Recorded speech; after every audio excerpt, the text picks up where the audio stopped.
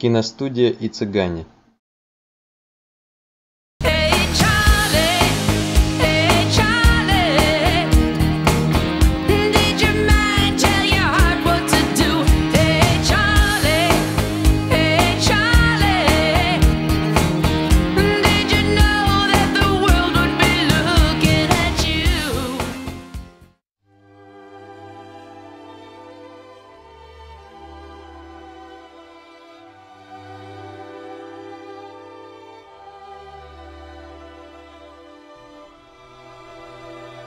Один немецкий издатель попросил меня дать краткий очерк моей жизни. Я подумал, что такая попытка развлечет меня и, быть может, представит интерес для моих детей и внуков. О стиле изложения я совершенно не заботился. Мои детские года прошли в Шрусбери, где я был окружен вниманием моих добрых родителей и нежных сестер. Они проявляли бесконечное терпение и усердие в стремлении исправить меня. Я никогда не забуду их нежной заботы. Счастливые картины моего детства навсегда сохранились в моей благодарной памяти.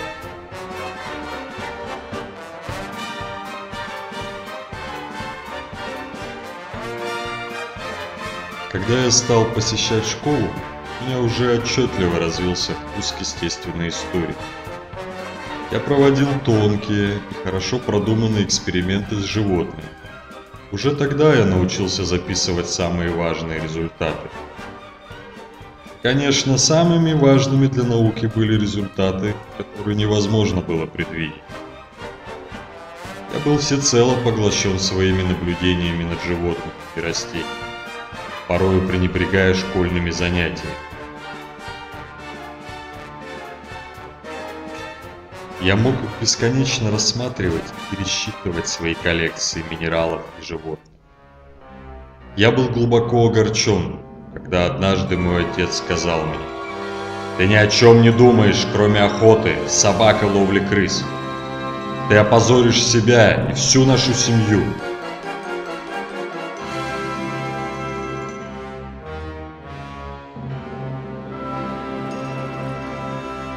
Так как дальнейшее пребывание в школе было бесполезным для меня, отец забрал меня оттуда ранее обычного срока и отправил в Эдинбург учиться семейной профессии врача. Он сердечно проводил меня в путь, и его добрые и мудрые напутственные слова до сих пор звучат в моей душе.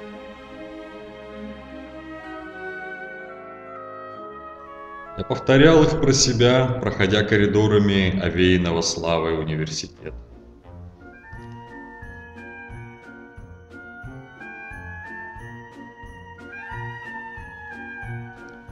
Я старался учиться изо всех сил.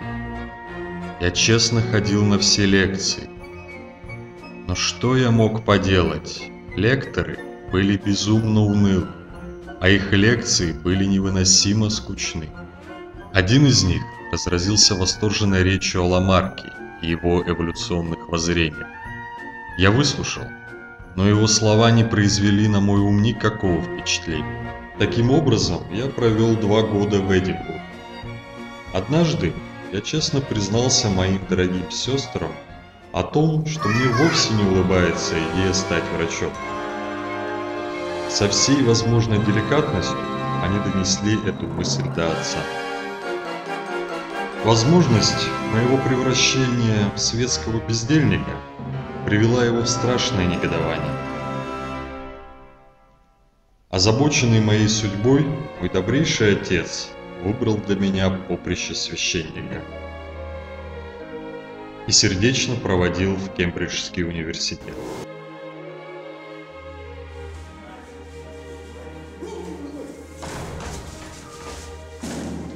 Три года, проведенные мной в Кембридже, были в отношении академических занятий настолько же полностью затрачены впустую, как годы, проведенные в Эдинбурге и в школе.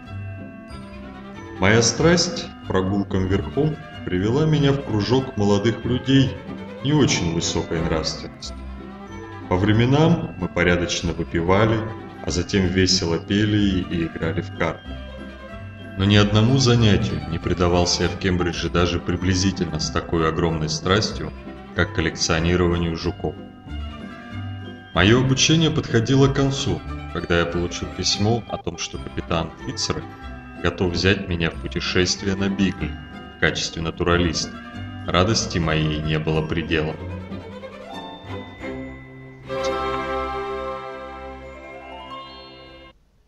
Я договорился о встрече с Фицроем в Адмиралтействе. Приехав в Лондон, я с благоговением вошел в это величественное здание и замиранием сердца ждал назначенной встречи. Горячий последователь физиогномики, он был убежден, что может судить о характере человека по чертам его лица. И поначалу сомневался в том, чтобы человек с таким носом, как у меня, мог обладать энергией и решимостью, достаточными для того, чтобы совершить путешествие. Но проведя детальные измерения, вычисления и сравнения с образцами, он вполне убедился в том, что мой нос его вполне устраивает. Путешествие на Бигле было самым значительным событием моей жизни, определившим весь мой дальнейший жизненный путь. Я работал во время путешествия с величайшим напряжением моих сил. Я собирал окаменелости, образцы фауны и флоры, я изучал облик и нравы местного населения. Особое внимание я уделил вьюркам Галапагосского архипелага. Эти наблюдения затем стали фундаментом моей теории.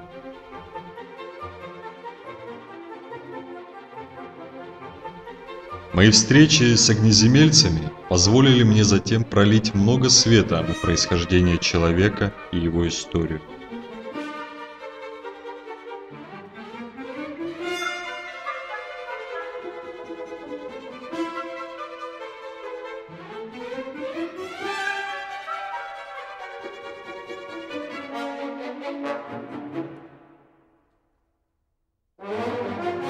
Вид голого дикаря в обстановке его родной земли – зрелище, которое никогда не забудется. Наше путешествие продолжалось 5 лет, и осенью 1836 года мы вернулись в Англию.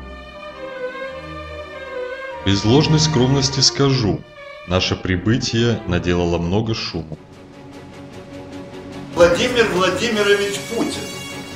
А теперь к международным новостям. Сегодня в Фармут прибыло научно-исследовательское судно «Бигль», и наш корреспондент взял интервью у натуралиста этой экспедиции, мистера Чарльза Дарвина. Екатерина, вы меня слышите? Екатерина! Да, Павел, да, я слышу вас хорошо. Здравствуйте, здравствуйте, уважаемые телезрители. Действительно, Бигль прибыл, и рядом со мной сейчас капитан Фицрой и уважаемый мистер Дарвин. И я хочу узнать, конечно же, о первых результатах вашей замечательной экспедиции.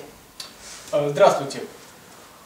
Нами были открыты гигантские ископаемые животные, покрытые панцирем по типу современных броненосцев. Также было замечено, что по мере продвижения по материку Южной Америки виды сменяют друг друга. И еще, что немаловажно, на Галапагосском архипелаге близкие виды незначительно отличаются друг от друга. Этот факт, несомненно, можно объяснить только тем, что виды постепенно изменялись. Это возмутительно, то есть восхитительно. Специально для Первого канала Катя Башева. Вернувшись из путешествия, я задумался о своем будущем. Если жениться, буду вынужден делать визиты и принимать родственников. Но это ужасная потеря времени. И как я смогу управляться со всеми моими делами, если я буду вынужден ежедневно гулять с женой? А с другой стороны, если не жениться, что за жизнь в одиночестве, день за днем, в прокоптелом грязном доме? Нет, жена – это постоянный спутник, друг в старости, который будет испытывать общие с тобой интересы, иметь совместное удовольствие и будет объектом твоей любви, во всяком случае лучше, чем собака. Решено, женюсь.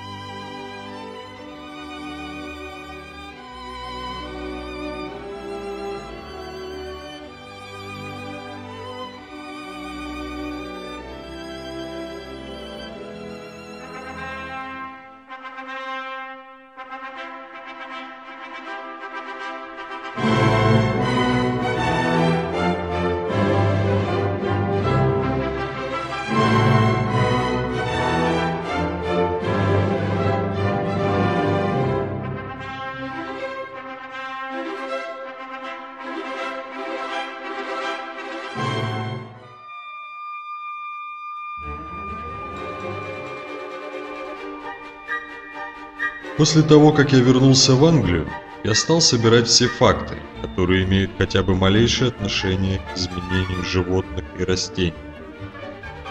Вскоре я понял, что краеугольным камнем успехов человека в создании полезных рас животных и растений был отбор.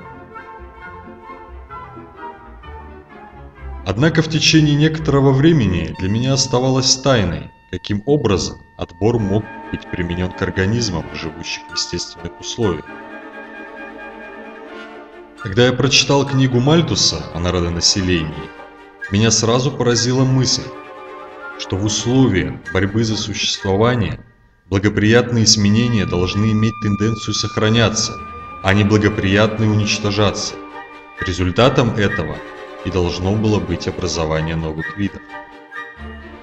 Я приступил к написанию труда, которое впоследствии вылилось в мое происхождение видов. Я проделал около половины работы, но план мой был полностью расстроен, когда мистер Уоллес прислал мне свой очерк, который содержал в точности ту же теорию, что и моя.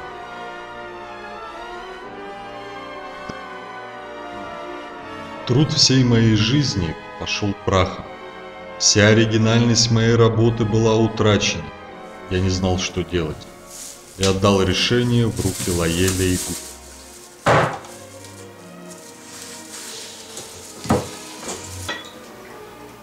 Ты приколись, я 50 лет, короче. Вот именно, в городе, вот действительно в городе плавал. Да. А он не плавал нифига. Ну он же, блин, собака пишет однозначно.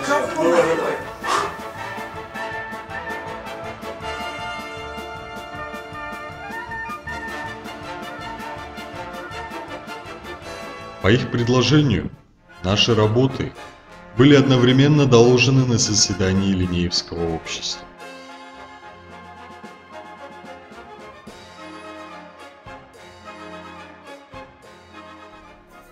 Но это не вызвало никакого интереса у научной публики.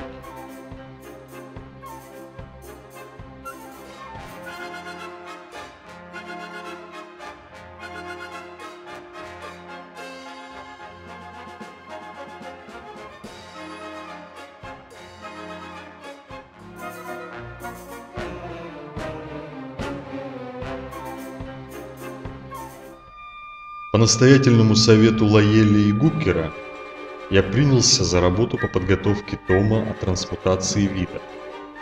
Книга под титулом «Происхождение видов» была опубликована в ноябре 1859 года.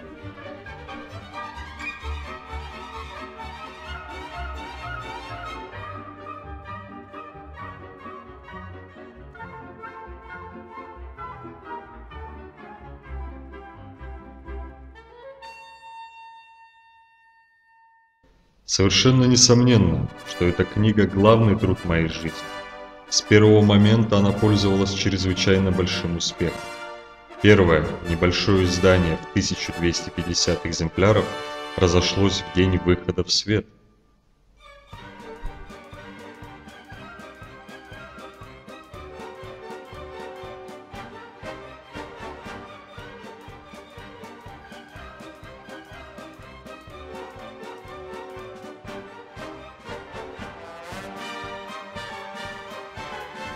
Подводя итоги моей жизни, я могу сказать одно.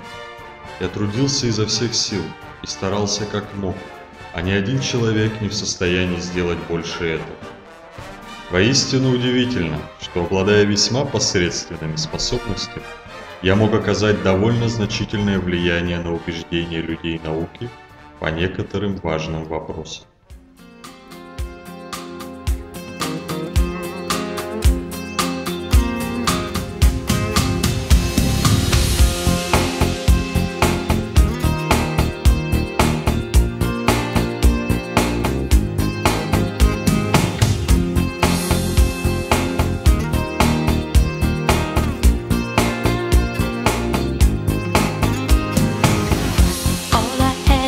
A photograph of young Charlie looking somewhat sad, always looking a bit out of place, but you can see determination on the young man's face. You want it to be a simple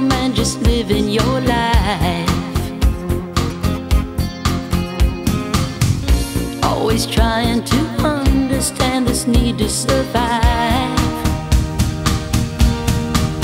Hey Charlie, did your mind tell your heart what to do? Hey Charlie, did you know that the world would be looking at you? Oh, the way that they do. Always reaching for that higher ground. You rose to fame, you were glory bound. Never traveling conventional roads, but you were strong enough to carry that load. You wanted to be a simple man, just living your life. Always trying to understand this need to survive.